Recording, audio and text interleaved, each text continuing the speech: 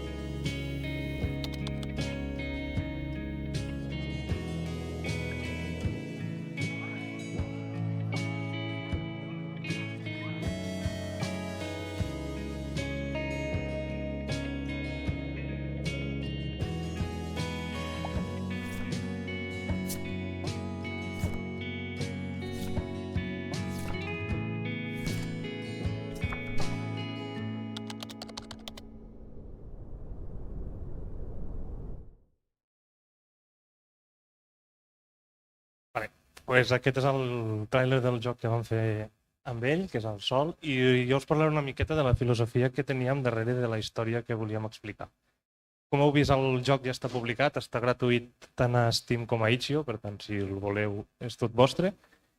I el que volíem explicar una mica amb Sol era posar una situació fictícia d'un món apocalíptic on el Sol deixa d'aparèixer. És a dir, un dia al dematí el Sol no surt, no perquè estigui núvol, sinó perquè no se sap on és. Aleshores, el que vam intentar fer aquí és mostrar la impotència davant d'aquest apocalipsi, no? Una mica poder veure que en una situació així, les persones dins del nostre dia a dia no hi podíem fer res. I és per això que durant el joc vam intentar ficar aquests moments de felicitat, aquests moments d'oasis dintre d'aquest apocalipsis que els nostres protagonistes van vivint en el seu dia a dia. Però, tot i així, continuen estant en un apocalipsis i a més en una edat molt complicada, que és bàsicament quan acaben o quan estan acabant la carrera. I aquí vam voler representar una mica a partir de les experiències personals i experiències de gent del nostre entorn, també una mica aquesta joventut o aquest moment de frustració i de somnis perduts de quan acaba la universitat i no saps, la universitat, els estudis o el que sigui, i no saps una mica el que fer. A més, com que és una novel·la visual, per nosaltres era important que tinguessin unes decisions, que hi hagués unes decisions, que la persona que jugui pogués triar una mica cap on volia que anés la història, i com que estava fet exclusivament en català, vam tirar una mica per aquesta cosa que es diu en català el seny o la rauxa, de manera que la persona que jugui pot tirar més per una història més assenyada, de seguir fent el que toque o el que creu que toque, o més de rauxa, de, doncs a la merda tot, s'acaba el món i jo me'n vaig de rave. O un mixte, que també depèn de les decisions que triïs, pots fer un mixte de les dues. Vale. Llavors, això és la filosofia de la història i la filosofia nostra, mentre nosaltres estàvem dissenyant Sol, va una mica per aquí. Nosaltres veníem de fer diversos projectes, ja havíem treballat junts anteriorment i el que creiem que havíem pecat una mica era d'aspirar a molt, d'intentar fer coses molt grans. Llavors, aquí, a de bon principi, ens vam marcar això de menys és més. I això va ser una cosa que vam intentar mantenir durant tot el desenvolupament. Menys és més volem dir no només nosaltres no frustrar-nos amb un projecte que pot anar creixent o que es fa molt gran, sinó fer alguna cosa primer que es pugui acabar, que sabem que acabarà sortint en algun moment, que pugui tirar sense dependre de cap mena d'ajuda econòmica i que també les seves parts més, podríem dir, febles les acabem convertint en fortalesa. Exemple, bueno, ara aquí no es veu, però haureu vist en el tràiler que els dibuixos són tots en aquest to així grisós, apagat, tristot. Doncs això també era una mica perquè així no havíem d'estar cada vegada triant una gamma de colors diferents i vam poder generar-los més com xurros del que serien les il·lustracions. I també vam veure que coincidia bastant amb la temàtica de la història. Llavors, això seria una mica exemple de dir, anem a quedar-nos amb lo simple i intentem que també representi una mica el que seria tot el joc.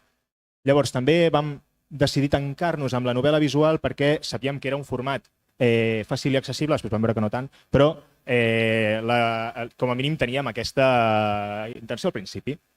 La narrativa d'element central, ens interessava molt treballar amb això, ho havíem treballat anteriorment, i molt important també això de que nosaltres sabíem que en cap moment del desenvolupament hi hauria cranys. Volíem que no hi hagués cap moment que nosaltres estaríem com treballant pel joc, no? Havíem d'estar sempre treballant per nosaltres. I això, molt important de dir, el menys és més també aplicat a que no acabarem en cap moment desgastats, no acabarem en cap moment patint, estem fent això com una cosa passional i artística i no volem que ens arrossegui nosaltres per davant. I bueno, l'última, això potser una mica parlant també de decisions que vam prendre durant el desenvolupament, aquesta va arribar també en algun moment, que vam decidir que seria exclusivament en català. I això possiblement va ser una de les coses que va transformar més el projecte, que ara us explicarà el Jaume. Sí, nosaltres a l'estar desenvolupant el joc, evidentment hi va haver un lloc, hi va haver un moment de la producció que ens vam haver de plantejar com fer la localització del nostre videojoc. A més, un videojoc amb moltíssim de text, perquè és una novel·la visual, i plantejant-nos-ho i parlant-ho vam veure que fins aleshores tot ho havíem plantejat i tot ho havíem creat en català, no per res, sinó perquè era la llengua amb la que parlàvem nosaltres, al nostre dia a dia, tant entre nosaltres com amb els nostres cercles.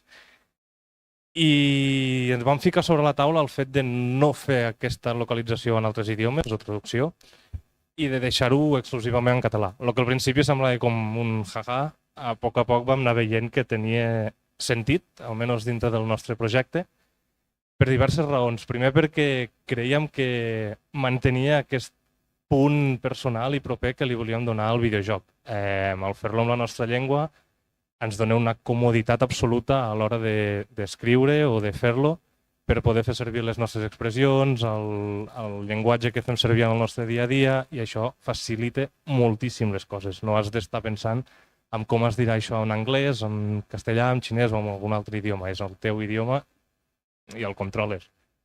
Després també vam veure que d'alguna manera podíem donar visibilitat i representació a la llengua catalana, que és algo que també ens interessava al final, que també ens agrada que hi sigui, donar-li aquesta perspectiva lingüística i a més cobrir aquest nítxol, no diria de mercat perquè no és un tema econòmic, sinó un nítxol de gent que volia o que sabíem que volia, entre els quals nosaltres ens incloïem, poder disfrutar de videojocs en la seva llengua. I precisament els videojocs no és un lloc on, en la cultura en general, però sobretot crec que en els videojocs, no abunde les traduccions o les localitzacions al català. Això ha anat canviant, però nosaltres també volíem posar una mica el nostre granet de sorra en el nostre videojoc. I aquestes són una mica les raons per les quals vam agafar aquesta dinàmica de fer-ho tot exclusivament en català. Llavors, enmig del desenvolupament prenem la decisió de fer-ho exclusivament en català i llavors automàticament el que ens hem de preguntar nosaltres com a devs és si el català és una llengua rentable, si ens permetrà vendre aquest joc. I la conclusió que nosaltres vam arribar és que no és una llengua rentable. Per una sèrie de raons vam pensar, que us dèiem abans, nosaltres tampoc som experts, però ens va donar una sensació una mica que per la situació en què estem ens estava anant més a favor que en contra en aquest sentit per primer, tenim una llengua que es pot parlar de nivell global, sobretot comparada amb altres llengües com l'anglès, xinès, castellà. Aquesta és la raó per la qual la majoria de jocs són aquestes llengües. Després ens trobem en una situació de que tots els parlants del català també saben el castellà, per tant, doncs, qualsevol persona que sàpiga una mica d'economia o que sàpiga una mica de màrqueting ja te diria fes-lo en castellà i després, si a cas, ja buscaràs la manera de traduir-ho en català, no? I el tema de les traduccions en català, després tenim això de que vam veure que la Generalitat dona moltes ajudes per traducció de jocs en català, no per tant per crear el joc en català, sinó per això, no? I d'aquesta manera una mica la llengua pot subsistir, poden aparèixer videojocs en català, que és que tenim un videojoc primer en anglès o en castellà, en qualsevol altre idioma, i la gent financia la traducció no per un tema de que hi hagi una demanda global, sinó per un tema de que volem mantenir la cultura. Després tenim el projecte C Trencada, que això directament és activisme. Si heu jugat a un joc en català, és molt possible que sigui una traducció del projecte C Trencada, que directament per motius activistes doncs, fan moltes traduccions i, per exemple, teniu el Dark Souls, teniu molts dels jocs que surten aquí fets a Catalunya, també ells fan les traduccions en català, totalment gratuït. Són uns cracs, però al final hem de marcar-ho com a activisme i no com una eina de màrqueting en aquest sentit. I, bueno, llavors, arribats en aquest punt de desenvolupament en què sabem que el volem fer sí o sí en català, no? Ja ens hi hem fotut, ja no en podem sortir, tal i qual, ens hem de fer la pregunta de si volem ser o no volem ser rentables. I en aquí volem parlar molt des d'una situació privilegiada, que és que nosaltres tenim tots dos una feina que ens permet viure prou bé i, bueno, ens permet viure a la ciutat de Barcelona, no? Que bueno, és algo. Llavors, pagar el lloguer. Volem ser rentables amb el nostre videojoc? I, bueno, ens trobem una mica amb aquesta situació que reflexionant també ens anem trobant com jocs dels quals ens inspiràvem o fins i tot una mica també el nostre estava caient en una sèrie d'arquetips que veiem molt vinculats a la producció capitalista, no? I això té una sèrie de desavantatges si volem crear un videojoc en català o un videojoc més cultural, podríem dir, no? Primer que el videojoc es marca molt com a indústria, però més com una indústria multidisciplinària, no?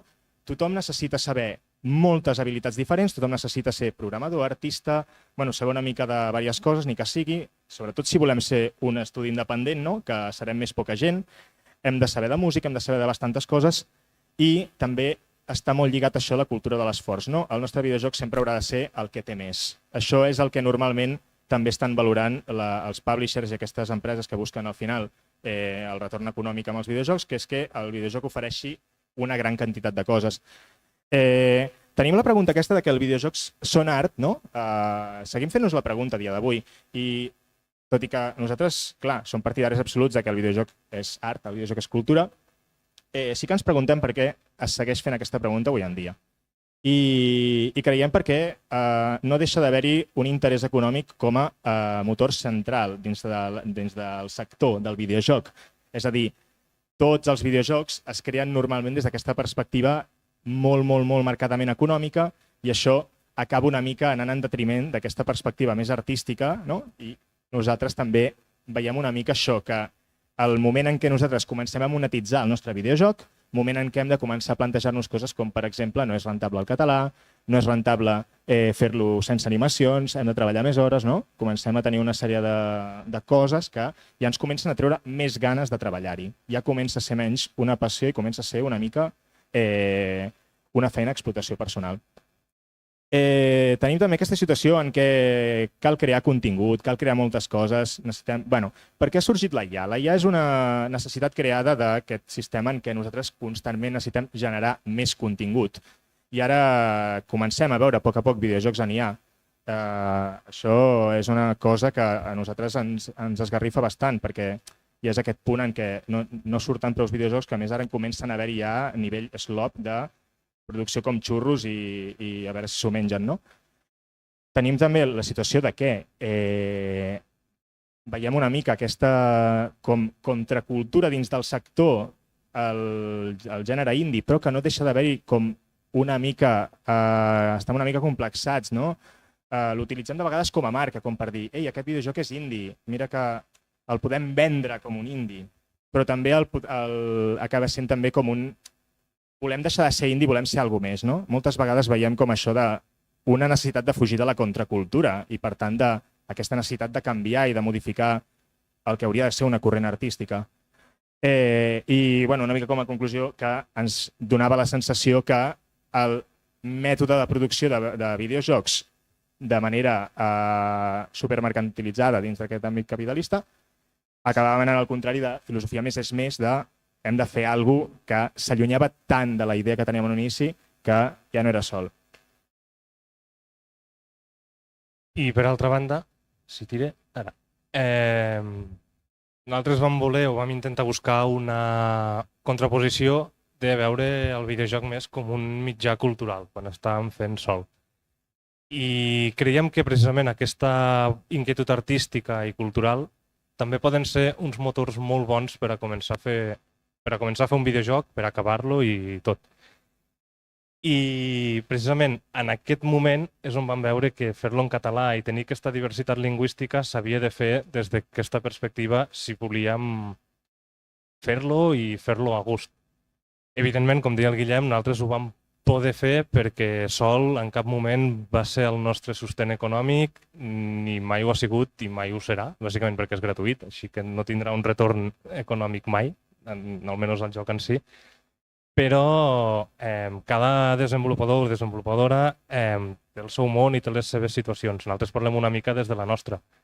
Llavors, al fer-ho gratuït i íntegrament en català, vam veure que havíem de buscar aquesta motivació més artística i cultural. I ens interessava, ens motivava i per tant ho vam tirar endavant. Després també, nosaltres tampoc ens imaginàvem mai que faríem un videojoc, la veritat. Vull dir, és una cosa que va anar sortint, ho va proposar, ho vam fer. I sí que ens hem donat compte de que, malgrat és una indústria multidisciplinària, com deia ell, i que tothom ha de saber fer de tot, nosaltres creiem que no s'ha de ser el millor en res per poder fer un videojoc. Per això nosaltres aquest tema de l'autogestió i el do it yourself, això de fer-ho tu mateix, és algo que ens motiva molt perquè sí, per fer un videojoc has de saber programació, has de ser artista, has de saber música, has de saber 1000 coses. Però hi ha eines que et permeten poder treballar i nosaltres sempre diem que si tens una idea o si tens alguna cosa a la ment i creus que a través del videojoc ho podràs expressar, que aquesta multidisciplinaritat i aquesta idea de la cultura de l'esforç, d'haver de ser el millor, d'haver de fer 5 mesos de proves per entrar a una feina, no us tiri enrere o no ens tires enrere en altres en el seu moment, perquè al final hi ha una cosa molt maca que es diu compartir coneixement i si tu no saps programar pots preguntar a algú que sí que en sàpigui, aprendre, saber plantar aquesta llavoreta i començar a fer el teu videojoc.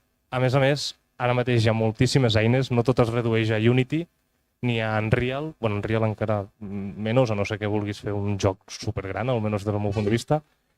Hi ha mil eines que són molt més fàcils, com poden ser Ren'Py, com poden ser Godot, etc.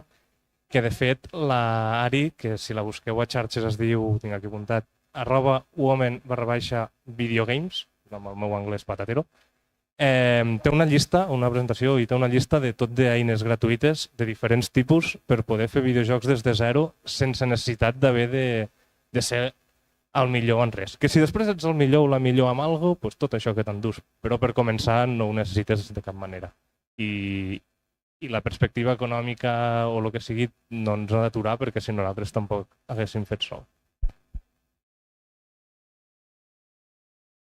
Ja per anar acabant una mica com a conclusions del que volíem una mica dir, ens trobem això amb un sector superexigent, però a nosaltres ens agradaria defensar que això no ha de ser no ha de ser algo que ens intimidi a l'hora de crear.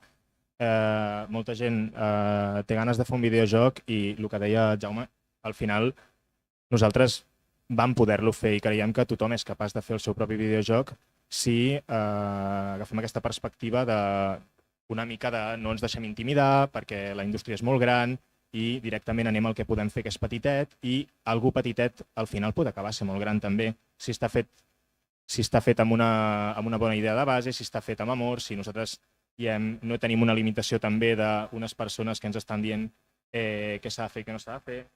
I al final, bueno, una mica també això de que podem ser molt petits i no ser, i seguir sent vàlids. No, això nosaltres també ens agrada molt posar d'exemple el Toby Fox amb Undertale, que és un joc que potser si ens l'arribem a imaginar fa 20 anys, ens semblaria impensable que fos un dels jocs més exitosos ara mateix, però ho és, perquè ell va tirar també d'aquestes limitacions i va crear una cosa superpotent. El videojoc, defensar com sempre que el videojoc és art i el videojoc és cultura, i això hauria de passar sempre per sobre de la indústria, i que tothom mereix fer cultura en la seva pròpia llengua, i per tant, si una llengua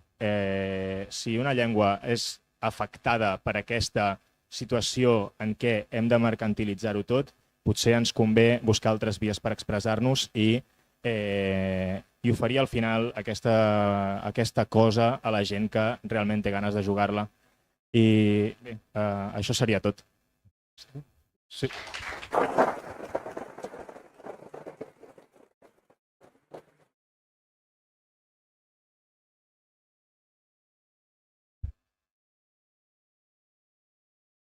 Ara tenim un parell de minuts per fer 2 o 3 preguntes, més o menys, així que hi ha cap pregunta? Algú vol? Ninguna pregunta? No? Diria, anem a mirar el xat de Twitch, per si de cas, si hi ha alguna pregunta. Bueno. Vale, mira, fan una pregunta a Di Artisari, es diu. Si haguéssiu tornat enrere, faríeu alguna cosa diferent? Sí, moltes, però no crec que estiguin en aquesta presentació. Crec que són coses que no saps quan comences a fer un videojoc i que vas aprenent a mesura que el fas. Jo, com a exemple, ficaria començar a optimitzar des del principi, per exemple, però clar, això és un tema més tècnic que no pas d'aquesta presentació. Jo vaig fer tot l'apartat artístic superpesat, no? Que era una borrada i després ell va haver de fer una feina de simplificar-ho.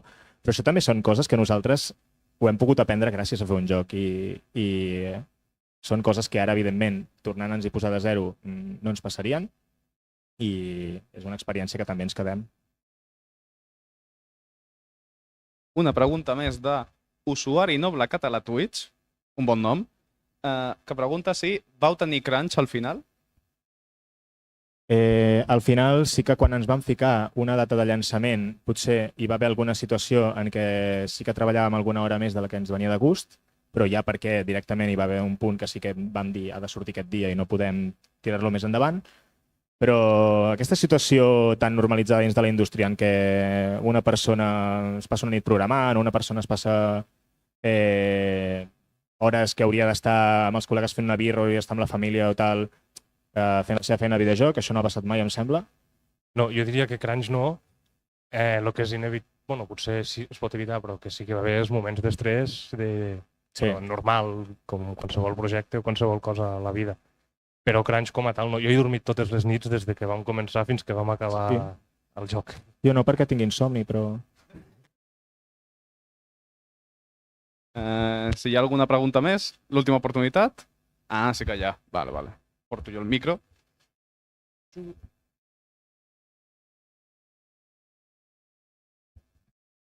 Hola, moltes gràcies per la presentació, trobo que és molt coherent i m'agrada molt com penseu. Vale. Ara que ja heu tret el joc i que ja està al mercat, al mercat, és gratuït, no? Però està a les plataformes principals com Steam, quin és el vostre següent pas? Teniu ganes de continuar com a desenvolupadors? Teniu ganes de fer un altre joc? O és una cosa que serà una vegada i ja està? Bueno, com deia abans, ens ha servit molt aquest joc també per aprendre i realment els dos estem ara mateix ja provant coses amb... Bueno, també que el joc va estar fet amb Unity, que no sé si està al corrent de la polèmica de Unity, no? Que, bueno, bàsicament, la vols explicar tu, que potser la saps millor? No, bàsicament hi va haver un canvi de polítiques de la forma de funcionar de Unity que afectava bastant als desenvolupadors indie. I ara el que diu ell és que estem ara descansant, primer de tot, i cadascú per la seva banda intentant aprendre, ja inclús per curiositat personal, altres motors o altres formes de fer videojocs que no siguin amb Unity.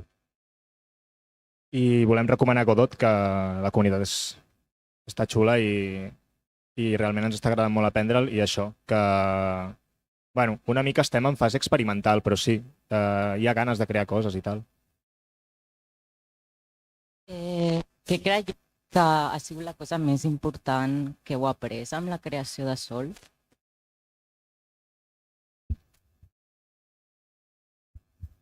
Jo crec que les coses es poden acabar, perquè crec que és el primer projecte que fem junts, almenys que acabem com a tal, a part d'algun treball de la uni, que acabem bé.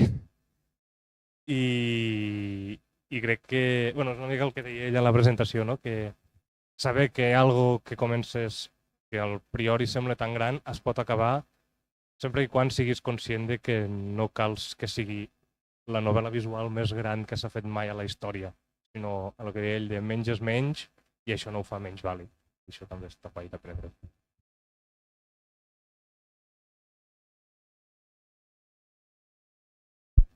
Vale. Doncs si ja no hi ha més preguntes, moltes gràcies. Cerrada.